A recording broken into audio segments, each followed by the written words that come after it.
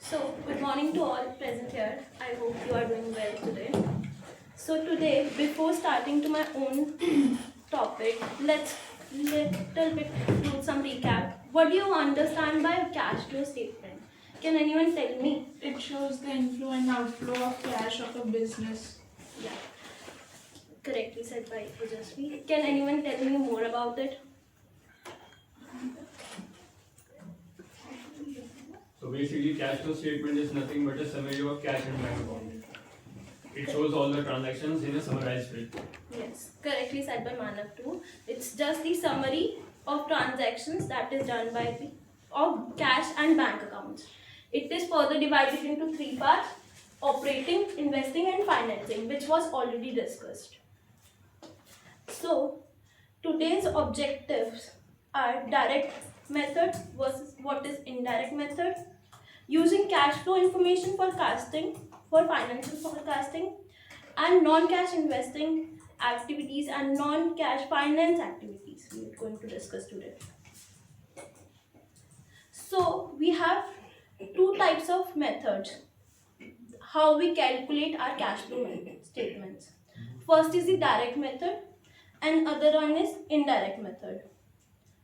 Firstly, we'll discuss what is direct method. Can anyone tell me what is direct method? It is already discussed. When there are no major adjustments done for the cash flow statement and everything is written exactly what is happening, that is direct statement. Yes, correctly said by Shreya. Can anyone wants to put more inputs into this? Like direct method is basically which Yogita explained in the earlier class, like operating activity, financing activity, and investing activities. Three activities, like Shreya mentioned, no adjustments are being made. Yes, it's basically all the cash transactions that are being done in the direct method.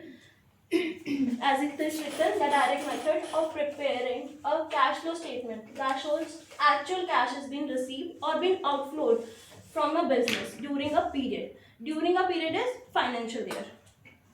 What is financial year? Financial year is from First step, what? 31st March. 1st April to 31st March. In simple words, it directly records cash inflow and outflow without using any profit figures. Now, for example, cash received from the customers, purchase of machineries, purchase of land or buildings, taking long-term loans and from bank. As we have already discussed, operating, investing and finance activities. Can anyone tell me cash received from the customers will come in which category? Operating. And purchase of machinery? Investing. Purchase of land or buildings? Investing. Taking long-term loans from banks? Financial. Yes, correct. Now we'll discuss the format of the direct method right now. So basically all the operating activities come under first. Cash flow की सारी operating activities को पहले हम सारी की सारी को adjustments को हम लिखेंगे. Then we'll calculate it over here. Then the investing activities, then that will be calculated. Then the finance activities will be calculated over here. Then all सबका हम लोग एडिशन करेंगे, जितने भी इनका वो एडिशन आएगा, इन सबको प्लस करेंगे, इन सबको प्लस करेंगे, इन सबको डिफरेंटली प्लस करेंगे. देन जितना भी हमारे पास आउटफ्लो है उसके साथ हम इन तीनों को प्लस करेंगे, वो हमारे क्वेश्चंस में है अवेलेबल. देन हम उसको क्लोजिंग स्टॉक्स के साथ हम उसको मैच करेंगे, क्लोजिंग बैलेंस के साथ इसको हम मैच करेंगे. अगर वो बैलेंस होता है तो हमारा डायरेक्ट मेथड क्लियर है, सही आया है. Is that clear? Now we'll further discuss about what is indirect method. So indirect method is basically the transactions of cash and non-cash activities. इसमें हमारी सारी की सारी ट्रांजैक्शंस जो भी कैश में हो रही है या फिर नॉन कैश एक्टिविटीज में हो रही है. Non cash activities I hope सबको पता है. नॉन कैश एक्टिविटीज़ वो एक्टिविटीज़ होती हैं जिसमें कि हमारा कैश इन्वॉल्व नहीं होता है. फॉर एग्जांपल हम परचेज करते हैं एक machinery by selling our own machinery. एक एसेट से हम दूसरा एसेट बेच रहे हैं. क्लियर? सो इसमें इनडायरेक्ट मेथड में हम लोग बेसिकली स्टार्ट करते हैं विद नेट प्रॉफिट. हमारा जब कैश फ्लो स्टेटमेंट स्टार्ट करते हैं वो होती है नेट प्रॉफिट से. Then will do further adjustments in it. And for more जितनी भी हमारी operating, investing and finance activities होती हैं इसमें ऑपरेटिंग एक्टिविटीज़ में सिर्फ और सिर्फ नॉन कैश एक्टिविटीज़ आती हैं. बाकी इन्वेस्टिंग एंड फाइनेंसिंग में बोथ आते हैं, cash and non cash, but सिर्फ ऑपरेटिंग में ही डिफरेंट होती हैं. Can you give examples of all? What of examples? Sir ये फर्दर दे दूँ. आगे हैं. Yes sir. सो मेरे ख्याल से सर का क्वेश्चन आना चाहिए था बट आया नहीं. Why we start with the net profit. So why we start with the net profit? Because net profit is easily available from every account. But हमारा प्रॉफिट कभी भी कैश के इक्वल नहीं होता generally in business. Why? Because some expenses reduces profit but do not involve cash. For example depreciation. Can anyone tell me what is depreciation? Depreciation is nothing but the reduction in the value of an asset. जैसे हमने With example time. के लिए कोई machinery purchase करी है तो with the time अगर मैंने आज परचेज करी लेकिन एक साल बाद उसकी वो वैल्यू नहीं रहेगी जो मैंने आज परचेज करी तो उससे कम ही वैल्यू रहेगी तो उसकी वैल्यू एक्चुअल में डेप्रिशिएट होगी, कम हो गई. राइटली सेड बाय मानव कि हमने एक मशीनरी परचेज की, आज खरीदी है. आफ्टर 1 ईयर हम उसको जब बेचेंगे तो उसका ऑब्वियसली प्राइस डिक्रीज हो जाएगा. तो that is not our profit in this. Which Then- machinery? हाँ जी Can you give example of machinery? Sir. It could be washing machine. आज खरीदिए, कल उसका प्राइस नीचे गिर जाएगा. Okay. सर टम्बल ड्रायर हो गए. फिर Same category. Anything else? Then sir ovens हो गए. Or कैलेंडर मशीन, कुछ भी कर सकते हो. सर बेसिकली मशीनरी में कुछ भी आ सकता है. हाँ, प्रॉपर्टी प्लांट इक्विपमेंट कुछ भी आ सकता इन्वेस्टमेंट, कार भी आ सकती है, Yes. Mobile phone, FD. exactly. Anything which is linked to maybe आप कार खरीदो, मोबाइल खरीदो, anything and everything. कैमरा खरीदो, it will depreciate right from the first day. जब आप कार बाहर निकालते हो ना शोरूम से, the very first day, automatically आप मान के चलो कि 10% आपका प्राइस उस दिन कम हो जाता है. बाकी तो बात की बात है. That is a kind of depreciation you can say in terms of value. ठीक. Now comes some income increase profit but do not bring cash immediately. For example, आज हमने एक बिल्डिंग को सेल कर दिया बट उसका पैसा हमें तो पता है कि हमें उससे प्रॉफिट आएगा, मतलब कि हमारे पास उसका कैश इवेंचुअली हमारे पास आएगा. बट इस टाइम तक वो हमारे अकाउंट में नहीं आ सकता है. तो दैट मीन्स कि हमारे अकाउंट्स में वो शो नहीं हो रहा but we know that it is been sold and हमारे पास आएगा उसका पैसा. Then comes working capital items like debtors, creditors, stock affect our cash flow. For example, working capitals क्या होते हैं, कोई बता सकता है? जो किसी भी काम करने से पहले जो इन्वेस्टमेंट होती है किसी भी काम, पर्टिकुलर काम के लिए, दैट इज वर्किंग कैपिटल. और वर्किंग कैपिटल का मतलब ये भी होता है कि बिजनेस के जो डे टू डे ऑपरेशंस के लिए पैसा चाहिए होता है तो उसको भी working capital. Correctly said by both of you. The day-to-day cash that we require to do work. Like now, we can say debtors, creditors और stocks affect our cash flow. अगर हमारा स्टॉक नीचे गिर गया या फिर ऊपर हो गया तो हमारे एडजस्टमेंट्स में हमारी दिक्कत होगी. स्टॉक्स गिरना लाइक इस टाइम पे सिल्वर डाउन है, that comes. Now will discuss the cash flow statement of indirect method. So this is, I just told you before that it starts with the net profit. ये start होके net profit से, then the adjustment of non cash items like operating में non cash items आती हैं वो सारी आएंगी. इसमें mainly 6 adjustments होती हैं. It can be more but mainly हम लोग 6 adjustments लेते हैं इसमें. First is the depreciation that we all know. Then there is amortization on intangible assets. Can anyone tell me what is amortization? Amortisation तब होता है जब किसी कंपनी की वैल्यू कम हो रही होती है. जैसे डेप्रिसिएशन में प्रोडक्ट की वैल्यू कम होती है, अमोर्टाइजेशन में कंपनी की वैल्यू कम हो रही होती है. Correctly said by Shreya. Like amortization, किसी की goodwill down हो गई. Goodwill also matters a lot. अगर किसी की गुडविल डाउन आ रही है तो दैट मैटर्स अ लॉट। तो हमारे अमोर्टाइजेशन ऑन इंटेंजिबल एसेट्स जो हम लोग छू नहीं सकते। बेसिकली डेप्रिसिएशन जो है वो टेंजिबल पे लगता है हाँ। और अमोर्टाइजेशन जो इंटेंजिबल पे Yes. होता है। Can you give example? Sir depreciation बताया तो अभी वो डेप्रिसिएशन का तो अमोर्टाइजेशन, किसी कंपनी का गुडविल खत्म हो गया। किसी कंपनी को कंपनी बता दो ना, that's it, so much easy. Yes, Byju's. Byju's could be an Kingfisher. Example. Exactly. Kingfisher. Why? हल्का तो बताओ तो व्हाई। इफ यू से कि उसका डाउन हो गया तो बताओ तो हल्का सा। मतलब उसकी You must have reputation- उसकी witnessed- reputation पहले Reputation अच्छी थी। आपको बता दो कि ये जो है एडुटेक कंपनी है, you must have witnessed that they have risen during pandemic, then it game gone down. Why it has gone down? You can tell 3-4 reasons maybe for that.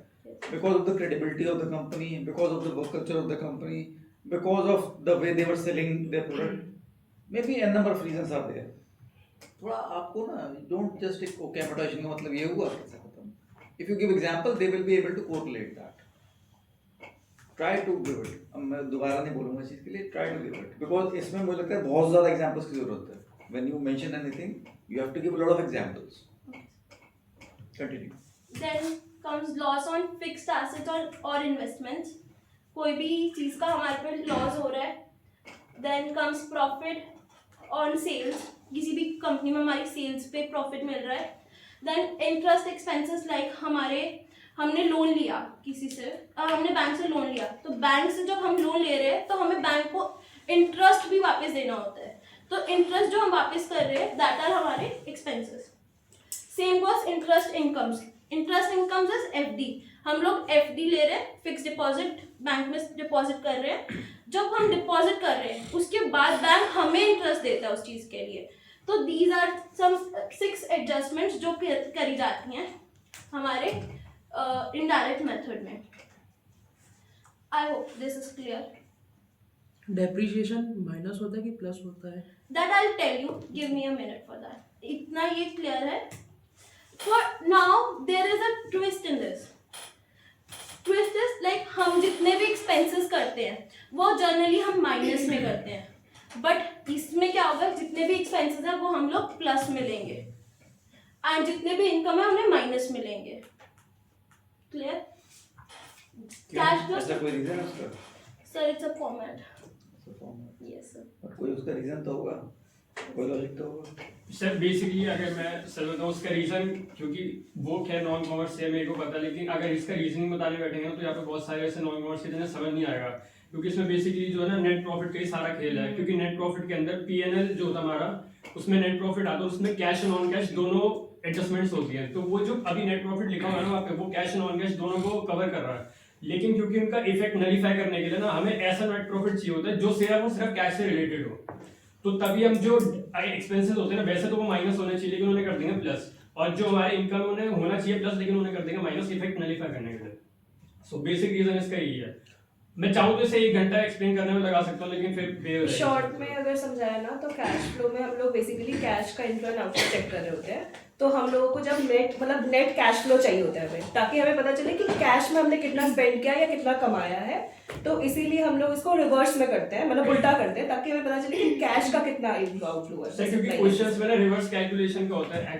Actual में जो पीएनएल बनता है ना हमारा, वो accrual basis पे बनता है। एक्रूअल बेसिस का मतलब क्या होता है, इसमें कैश भी आएगा और नॉन कैश भी आएगा।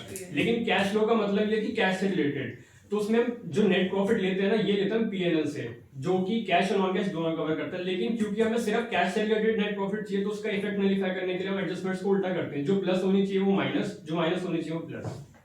ये चीज ठीक है, okay. So now we'll further discuss working capital adjustment in this.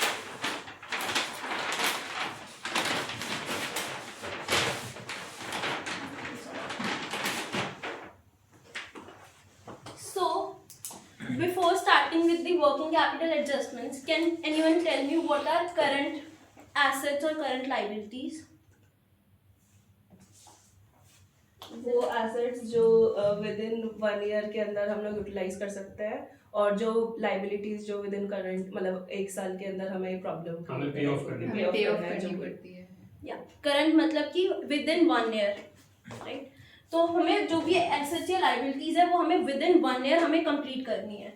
तो इसमें जब हमारा इंक्रीज इन करंट एसेट्स होगा तो मतलब कि हमारे पास एसेट्स जो होते हैं वो हमारे लिए अच्छी चीज़ें होती है बेसिकली।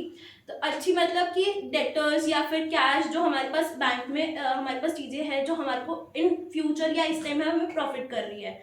डेटर्स इसलिए होते हैं क्योंकि डेटर्स आर द पीपल जिनके पास हम लोगों को उन लोगों ने हमारे को वापस देना है पैसे इस टाइम पे, तो हम इवेंचुअली वो पैसे हमारे पास वापस ही आएंगे। एंड कैश इसलिए होता है क्योंकि वो कैश हमारे बैंक में हमारे पास पड़ा है, मे बी वो बाद में हमारे ही काम आएगा और किसी और के नहीं आएगा। फॉर एग्जांपल हम लोगों को अपनी सैलरीज पे करेंगे उससे, या फिर रेंट पे करेंगे, EMI पेस करेंगे, सब कुछ इसमें आएगा। तो increase in current assets that is good for our company but it comes in minus as it is already been explained income and expenses. Then increase in current liabilities में आएंगे creditors या फिर operating rents, outstanding rent sorry. Creditors इसमें इसलिए आएंगे क्योंकि creditors पे एक तरह से लाइबिलिटी है कि अब अगर वो रेंट ना पे करे या फिर क्रेडिटर अगर लोन अभी लेट थोड़ा पे करे, इसलिए थोड़ा सा उन पे वो होगा बर्डन बर्डन रहेगा। देन कम्स आउटस्टैंडिंग रेंट मतलब कि हम लोग फाइनेंशियल ईयर में रेंट मंथली बेसिस पे लेते हैं। अगर वो मंथली बेसिस पे नहीं देगा तो हमारे ऊपर एक तरह से लाइबिलिटी आ जाएगी, हाँ कि अभी हम लोगों को रेंट अभी तक नहीं मिला है। तो बेसिकली तो करंट लाइबिलिटीज प्लस में आएंगी। इंक्रीज इन करंट लाइबिलिटीज हमारे लिए बुरी चीज़ है बट वो प्लस में आएंगी। Then decrease in current assets, then increase in current liabilities, then all will come and then all will be added and subtracted, then cash flow operating activities will be calculated. I hope thoda bahut clear ho because it's very complicated. Now further we'll discuss about forecasting. Can anyone tell me why forecasting is important in our financial year?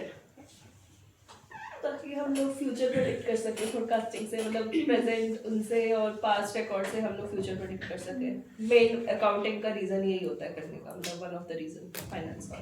तो can anyone tell me what is forecasting so that Manav भी है जो non हमारा HM background से नहीं है। सो forecasting is basically जब हम लोग पास्ट डेटा को देख के हम लोग फ्यूचर प्रेडिक्ट करते हैं, that is why we do forecasting. Exactly. So we analyze all the past experiences or the data to predict our future. So forecasting हमारे इसमें कैसे हेल्प करती है? Helps in daily and monthly expenses। जितने भी हमारे daily and monthly expenses होंगे, इस टाइम अगर हमारे पास कैश नहीं अवेलेबल होगा तो हम अपने मंथली एक्सपेंसेस नहीं निकाल सकते। Manage seasonal income for example an ice cream vendor or a ice cream business company for example have more। वो लोग क्या करते हैं, वो समर्स में अपनी इतनी इनकम जनरेट कर लेते हैं सो दैट कि वो जो विंटर्स आए तो विंटर्स में अपना जो हमें पता है विंटर्स में बहुत कम लोग हमारी आइसक्रीम सेल होती हैं, तो हम लोग क्या करेंगे समर्स में उतनी इनकम जनरेट कर लेंगे कि विंटर्स में हमारे को कोई दिक्कत ना हो कि हमें उन्हें जितने भी हमारे एम्प्लॉयज हैं उन्हें सैलरी देने में दिक्कत, मतलब विंटर्स का भी प्रॉफिट लगभग कवर हो जाए। Yes. Next is the support expansion and innovation. अगर हम लोगों के पास enough amount of cash available होगा तो हम अपना एक्सपैंड कर सकते हैं, रेनोवेट कर सकते हैं अपनी प्रॉपर्टी को। If it is not available then it is difficult for us. Helps in loan and EMI, control wastage and cost. Next is the non-cash investing activities. As the name suggests, non-cash investing activities जिसमें कि cash का involvement नहीं होता है। For example buying machinery bye issuing shares. हमने shares से अपनी machinery खरीद ली, इसमें हमारा कोई भी कैश का कोई भी इंटर रिलेशन नहीं आया, हमने मशीन खरीदी शेयर से। देन एक्वायरिंग लैंड और बिल्डिंग बाय इशूइंग डिबेंचर्स। हमने अपनी लैंड को बेच दिया या फिर ले लिया by debentures, issuing debentures. Exchange of assets for another. हमने एक एसेट से दूसरे एसेट को खरीदा। फॉर एग्जाम्पल मशीन से मशीन खरीद ली। आजकल बहुत कॉमन है फोन से फोन खरीदना, लाइक पुराना फोन दे दो नया फोन ले सकते हो आप, that comes in this. Then comes non-cash activities, non-cash finance activities. So basically non-cash finance activities is similar, like इसमें कोई भी finances नहीं होते, सारी की सारी cash कोई भी cash transactions नहीं होती हैं. Example, debentures are paid by given shares. Debentures को हम पे कर देते हैं shares को देके, cash की कोई भी involvement नहीं हुई इसमें भी. Issue of shares to pay creditors, हम creditors को pay कर रहे हैं by paying our shares rather than giving them cash. Issue of bonus shares, हम अपने bonuses को share कर रहे हैं. Bonuses are extra or a free thing that we give to our employees, और तो हम अपने shares दे देते हैं rather than giving them cash. So I hope you all are clear. Now it's time for the activity. I hope this activity should be done by direct method, and direct method का formula is already given.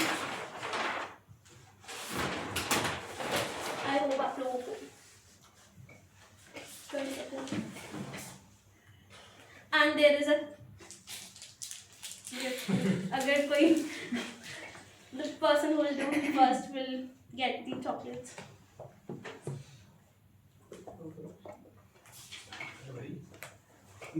ये सब कुछ solve करना है या कैसे मतलब? CA साहब नहीं करे तो बेटर है, वरना उनको मिल जाएंगे. नहीं, I think everybody can do it. It can be validated sir by you. मैं इसलिए नहीं करूँ, मैंने क्वेश्चन भेजा. You can validate it Yes. if you know it. है ना? Okay. Time कितना क्या? 5 minutes. 5 minutes. So yes, it will take time. 5 minute से मिलता है सर, 5 मिनट से भी कम मिलता सर, है. एक जो मिनट करता के है अंदर हो जाएगा. हाँ, वो और भी कम मिलता है. You can I think ask कि कैसे कैसे आप करोगे. You can do it like that. या ऐसे भी कर सकते हैं कि लोगों से बोले कौन सी चीज कौन सी एक्टिविटी में आएगी, उससे Exactly. क्लियर हो जाएगा. Exactly. That is a better So- idea. What do you think opening balance कहाँ जाएगा?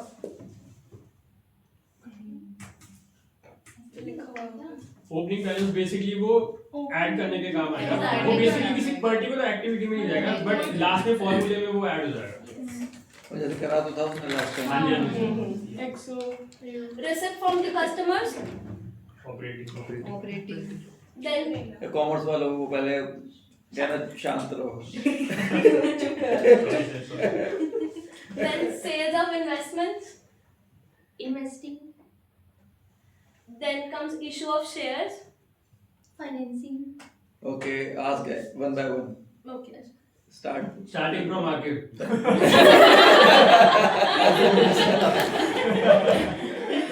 कल तो मिल गई थी चॉकलेट से. कल नहीं परसों परसों उसका तुक्का सही बैठ गया था. तू कैसे बैठ गया? Sale of property, plant and equipment. Investing, Then comes payment to suppliers. Operating. Purchase of investments. investing, Property, plant and equipment acquired. Devanshu?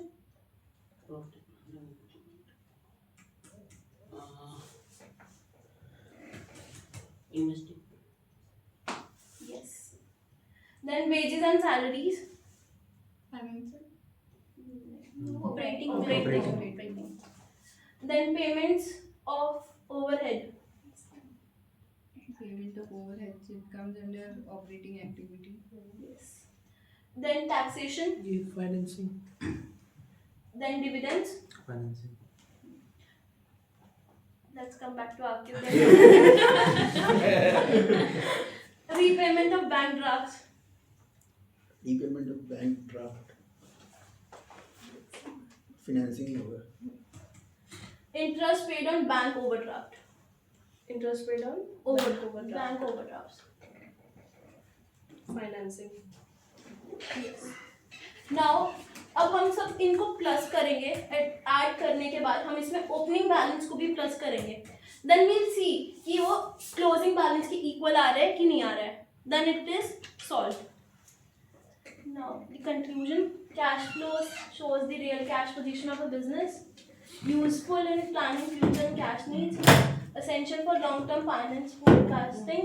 Non-cash finance activities are transactions that change the company capitals or liabilities without any cash movements. Thank you.